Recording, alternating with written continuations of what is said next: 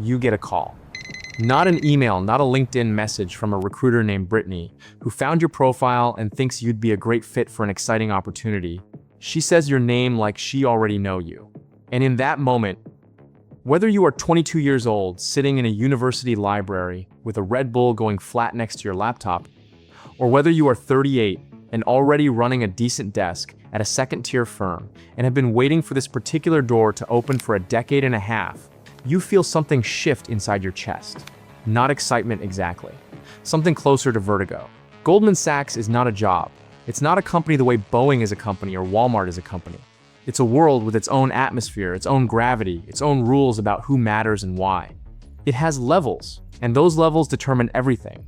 Not just your salary, not just your title, but what you're allowed to know, what you're expected to sacrifice, and who you are by the time you're done.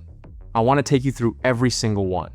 From the first day, nervous, eager, convinced you've made it, to the floor where calls get made that move markets, reshape governments, and rewrite the economic fate of countries nobody in the room could find on a map.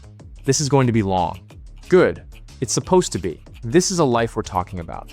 And lives don't wrap up neat. Let us now start. Level 1, the Summer Analyst. This is the first thing you need to understand. The 10 weeks of the summer internship program are the most consequential 10 weeks in the professional life of most people who go through them, and yet you are still, legally and organizationally, a guest. You are being evaluated every single moment that you are in the building, and also some moments when you are not in the building. Because people are watching how you behave at the intern happy hours, at the dinners the bank organizes to make you feel valued, at the moments when you think the formal assessment has ended and you can finally relax. It has not ended.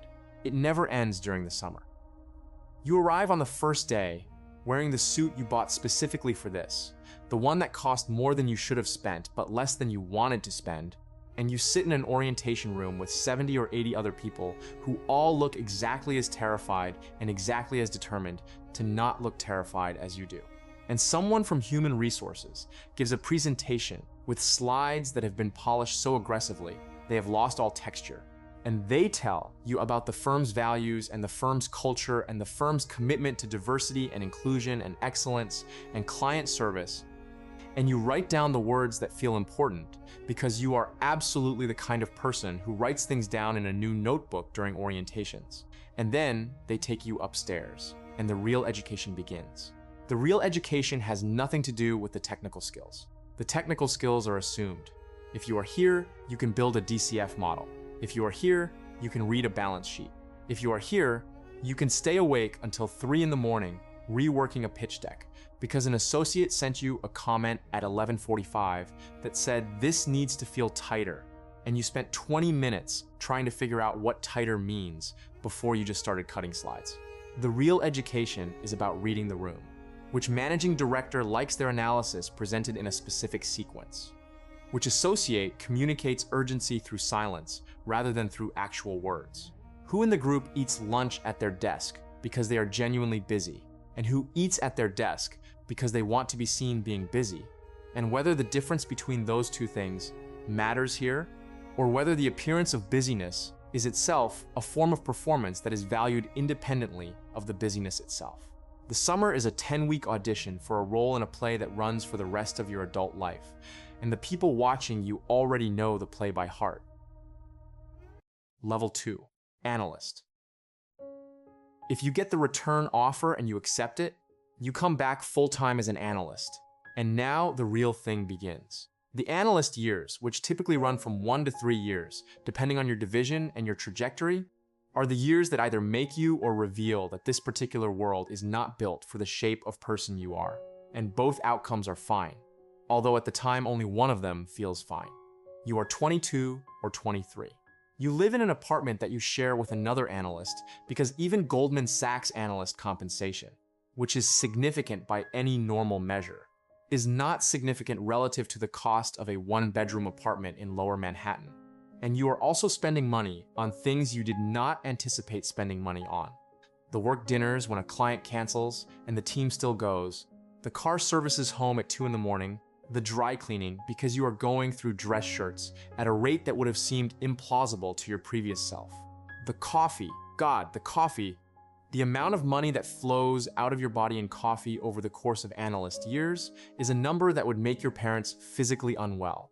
Your hours are extreme. Not in the way that people who have never worked in banking imagine. You are not necessarily in the office every hour of every day, but in the way that your time is fundamentally not your own. The deals don't care about your weekend. The pitch doesn't care that you had tickets to something. The model doesn't care that you promised your college friend you would make it to their birthday dinner. This time, you swear. This time for real. Your calendar is not a plan. It is a suggestion that reality treats with contempt. You miss things. You miss a lot of things. And at first, this feels like a trade-off, like a reasonable exchange for the opportunity and the compensation and the credential, and maybe it is. But somewhere in the second year, you start to notice that the people who are thriving around you are not treating it as a trade-off. They are not silently counting the dinners they've missed and the weekends they've worked in some internal ledger that they plan to settle when things calm down. Things do not calm down. That is not how this place works. The people who thrive are the ones who have genuinely reorganized their sense of what life is supposed to look like around the demands of the institution. And whether you admire that or find it troubling says a great deal about whether you will stay. Level 3, Associate. This is where the first real culling happens. Not every analyst makes it to associate. Some peel off to private equity, a lateral move into a different kind of fire. Some go to business school, which Goldman loves because MBAs come back more polished, more networked, more committed, having spent 2 years surrounded by people who want to be where they just left. The ones who return or get promoted straight through. Enter a different relationship with the firm. As an analyst, you execute it. As an associate, you start to own. You own the model. That means not just building it, but defending it in front of people who will find your weakest assumption in 30 seconds. They've seen 10,000 models. Your mistake jumps out at them like a typo to an editor. You also own the client relationship in a small but real way. You're not the senior banker talking vision and strategy. You're the one the client calls at 7 p.m. on Thursday when the MD is unavailable. How you handle that call, the MD notices. Even when they're unavailable, you start building a reputation. At Goldman, reputation is the only currency that matters. Compensation, opportunities, access, autonomy. All of it flows from reputation. And reputation isn't built in meetings. It's built in the cracks between them, in how you treat your analysts, in whether your word actually means something, in whether you'd put your name on the work product in public without flinching. Associate years are when the character of your career gets written in the first person for the first time. Level 4. Vice President, the forgotten level. It sits right in the uncomfortable middle. You're no longer junior enough for mistakes to be absorbed as development. You're not yet senior enough for your judgment to be treated as gospel. You're the hinge. You translate between managing directors thinking at 30,000 feet about clients and strategy, and associates and analysts drowning in spreadsheets and data rooms. The translation is brutal. An MD sees a client relationship spanning decades. An analyst sees whether column G in tab 14 pulls from the right cell. You have to hold both realities at once. And you have to help each side understand the other without making anyone feel managed. Because people at Goldman don't like being managed. They like being trusted. The VP years are also when things get complicated. You're now senior enough to see how the sausage is made. The decisions, the moments, the quiet dynamics, all of it complicates the wide-eyed admiration you showed up with. But you've also been around long enough to know every institution has its rot. The question is no longer about naive purity. It's whether you can see the flaws clearly and still find meaning in what you do every single day. Level 5. Executive Director. Goldman uses ED where others say SVP. It's the last checkpoint before the inner sanctum. The attrition here is brutal. Not everyone who makes ED makes MD. And here's the thing, it's not about skill. By the time you're an ED, you are, without exception, extraordinarily capable.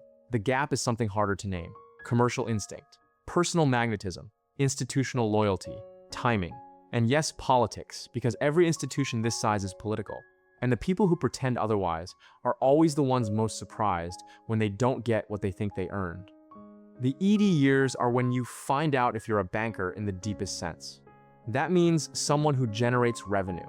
Someone who can sit across from a CFO or a CEO or a sovereign wealth fund manager and make them feel that Goldman Sachs and specifically you, are the only people who should touch their most consequential financial decisions. Because at this level and above, Goldman isn't in the business of providing financial services.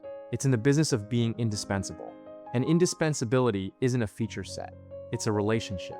And relationships are built by specific people, not by institutions, even very powerful ones. Level 6. Managing Director. Managing Director. 2 words. Hear them said about you in the right context, and you'll feel them differently than almost any other words in your professional life. MD class at Goldman is a few hundred people globally. That sounds like a lot until you remember the firm has tens of thousands of employees. Then it sounds like a very tight keyhole that only a very specific shape of key can open. Promotions come once a year. The day that list drops inside the firm is one of the most emotionally charged days on the calendar. Every year, people who expected to be there, people who are shocked they made it, and people who've been waiting 5 years and now have a very quiet, very serious conversation with themselves about what's next. MDs run businesses, run client relationships, sit on committees that govern capital, risk, talent. They are the face of the firm to the world. When Goldman says something publicly about markets, or the economy, or a deal, the voice behind it belongs to an MD.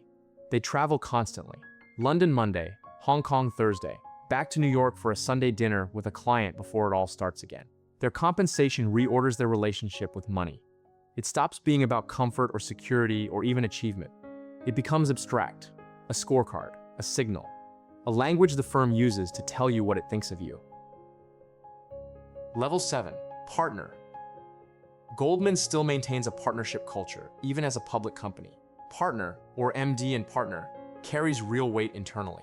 At this level, you stop being someone who works at Goldman Sachs the way other people work other places. You start being, in a deep and not entirely comfortable sense, part of what Goldman Sachs is. Partners are a few hundred people. They're in the room where the firm's most important decisions get made. They see the balance sheet, the risk exposure, the strategic priorities at a level most employees, including most MDs, never will. They carry the firm's reputation personally. Their public behavior, professional conduct, the positions they take, the clients they represent. All of it is understood as an expression of what Goldman is. That creates a different kind of pressure. Earlier levels were about performance and production. Partner pressure is about identity. You're now responsible for the thing itself, not just your piece of it. And the thing is old, complicated, powerful, occasionally ruthless, and also the most sophisticated financial institution this planet has ever seen. You're one of the people who keeps it that thing. Some days that feels like an extraordinary privilege. Other days it feels like the center of gravity of your entire adult life has been colonized by something that was supposed to be just a career. Level 8. The floor above all of that. Then there's the floor above all of that. The CEO's office. The management committee, the handful of people who decide what Goldman Sachs becomes over the next decade. To get here, you've spent 20, 25, sometimes 30 years inside this institution. You've lived through market crashes, financial crises, regulatory fires, reputational storms, internal wars. You've hired people, fired people, watched your mentees soar, watched people you believed in fail in ways that hurt to see. You've been in the room for history, mergers that reshaped industries, IPOs that created new wealth, sovereign debt restructurings that changed nations. You've advised heads of state, companies that employ millions. You've had conversations so sensitive, so high stakes, you'll carry them to your grave. You are not the person who sat in that orientation room with the polished slides, the flat Red Bull, the new suit, and the vertigo. You are the product of every decision you made, every compromise you accepted, every standard you held, every moment you chose between the easy version and the true version. The accumulation of those choices is the person sitting in the office on the floor where everything happens. Whether that person is someone you wanted to become, whether the life at every level was worth what it cost you. And it will have cost you something. It always costs something. That's the question nobody in this building will answer for you. Nobody outside it is qualified to. That's the only question in this whole story you have to answer alone. And you probably already know, somewhere in your body, if not in your mind, what that answer is.